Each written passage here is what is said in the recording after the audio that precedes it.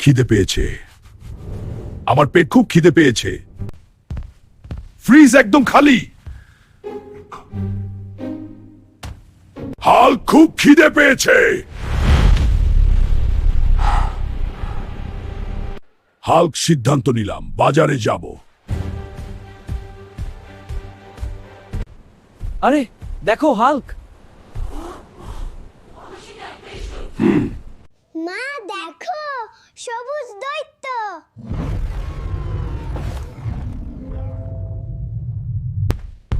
50টা burger দাও। Sir 50টা নিশ্চিত?